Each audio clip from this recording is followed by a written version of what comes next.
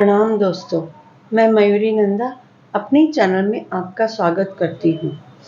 आज हम पीड़ित चंद्र के विषय में पढ़ेंगे। पीड़ित चंद्र क्या होता है? असुरक्षा, डर तथा दबा हुआ क्रोध अथवा मुक्ति की ओर पहला कदम। ज्योतिष में चंद्रमा को केवल मन कह देना बहुत छोटा परिचय है। चंद्र वास्तव में वह स्थान है जहां व्यक्ति सबसे अधिक संवेदनशील होता है। यही कारण है कि जब चंद्र पीड़ित होता है तो समस्या केवल मानसिक नहीं रहती, जीवन की पूरी अनुभूति बदलने लगती है। व्यक्ति वही दुनिया देखता है, लेकिन उसका मन उसे अलग अर्थ देने लगता है और यही से पीड़ित चंद्र की वास्तविक कहानी शुरू होती है। पीड़ित चंद्र वास्तव में क्या है? बहुत लोग सोचते हैं चंद्र कमजोर है तो व्यक्ति इमोशनल होगा, चंद्र पीड़ित है तो व्यक्ति डिप्रेशन में होगा, लेकिन वास्तविकता इससे कहीं अधिक गहरी है। पीड़ित चंद्र का अर्थ है मन लगातार सुरक्षा ढूंढ रहा है और जब मन को सुरक्षा नहीं मिलती तो वह तीन रास्तों पर चलता है। वो है डर, असुरक्षा अथवा दबा हुआ क्रोध। पहला है असुरक्षा। जब व्यक्ति भीतर से स्थिर नहीं रहता, पीड़ित चंद्र वाले लोग बाहर से सामान्य दिख सकते हैं, लेकिन भीतर लगातार यह भावना चलती रहती है, अगर यह व्यक्ति चला गया तो, अगर यह सब गलत हो गया तो, क्या मैं पर्याप्त हूँ? इसीलिए ऐसे लोग कई बार लोगों से अत्यधिक जुड़ जाते हैं, वैलिडेशन ढूंढते हैं, रिजेक्शन से बहुत डरते हैं क्योंकि उनका मन स्थिर नहीं होता। दूसरा है डर, जिसका कारण हमेशा स्पष्ट नहीं होता। पीड़ित चंद्र का सबसे विचित्र पक्ष यह है, व्यक्ति को डर महसूस होता है, लेकिन वह समझ नहीं पाता क्यों। यह डर कई रूपों में आता है। भविष्य का डर, अकेलेपन का डर, खोने का डर, अपमान का डर अथवा बिना कारण बेचैनी, और कई बार व्यक्ति स्वयं से भी यह बात छिपा लेता है। तीसरा है दबा हुआ क्रोध, जो दिखाई नहीं देता। यह सबसे महत्वपूर्ण सत्य है। बहुत बार पीड़ित चंद्र वाला व्यक्ति गुस्सैल दिखाई नहीं देता। वह शांत रहता है, सहता रहता है, चुप रहता है, लेकिन भीतर धीरे धीरे क्रोध जमा होता रहता है। क्यों? क्योंकि उसे बचपन से सिखाया गया है, ज्यादा मत बोलो, सब सहो, अपनी भावना मत दिखाओ, और यही दबा हुआ भाव बाद में एंजाइटी, इमोशनल ब्रेकडाउन, अचानक दूरी अथवा सेल्फ डिस्ट्रक्शन का कारण बन सकता है। पीड़ित चंद्र और बचपन अक्सर ऐसे लोगों के जीवन में इमोशनल नेग्लेक्ट, माता से दूरी, घर में तनाव अथवा भावनात्मक अस्थिरता किसी न किसी रूप में दिखाई देती है। यह आवश्यक नहीं है कि माता गलत हो, कई बार परिस्थितियां ही ऐसी होती हैं कि बच्चे को भावनात्मक सुरक्षा नहीं मिल पाती और वही मन बाद में पूरी जिंदगी सुरक्षा ढूंढता रहता है। दूसरा है डर और मानसिक संघर्ष के ज्योतिषीय उदाहरण, जिसमें एक है चंद्र अष्टम भाव में और वृश्चिक राशि प्लस ज्येष्ठा नक्षत्र। यह स्थिति मन को अत्यधिक गहराई देती है। ऐसा व्यक्ति हर चीज को ओवरथिंक कर सकता है, लोगों पर जल्दी विश्वास नहीं करता, हिडन फियर भीतर चलता रहता है, बिट्रेयल का डर अधिक रहता है। यदि राहु अथवा शनि का प्रभाव हो तो व्यक्ति को लगता है कुछ गलत होने वाला है, भले बाहर सब सामान्य हो। दूसरा है चंद्र द्वादश भाव में प्लस मीन राशि प्लस रेवती नक्षत्र। यह स्थिति व्यक्ति को अत्यधिक संवेदनशील बनाती है।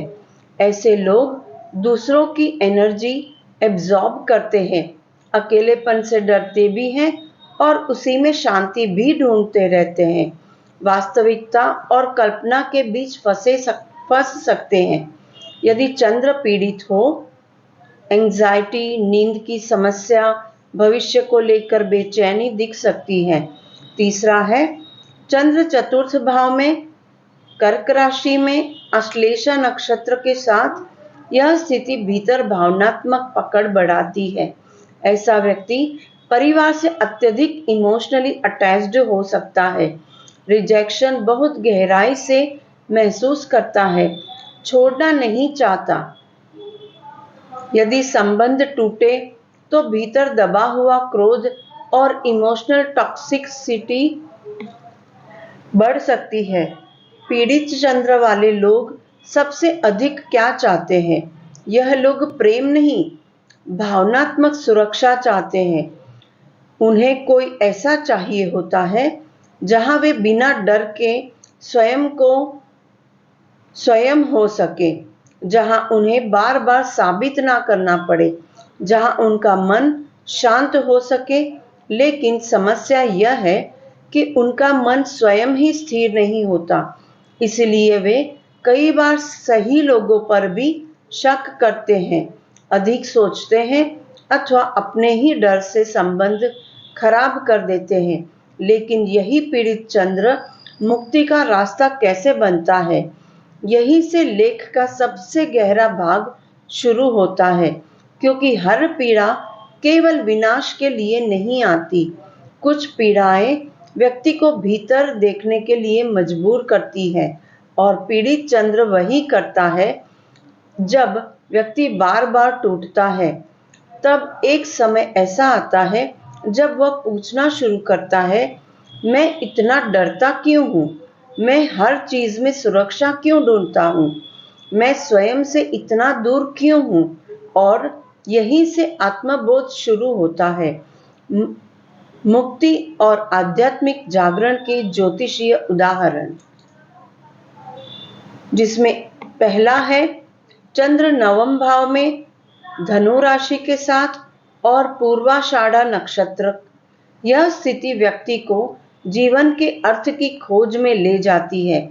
धीरे धीरे व्यक्ति समझने लगता है बाहरी उपलब्धियां स्थायी नहीं है, और यही से भीतर का विकास शुरू होता है।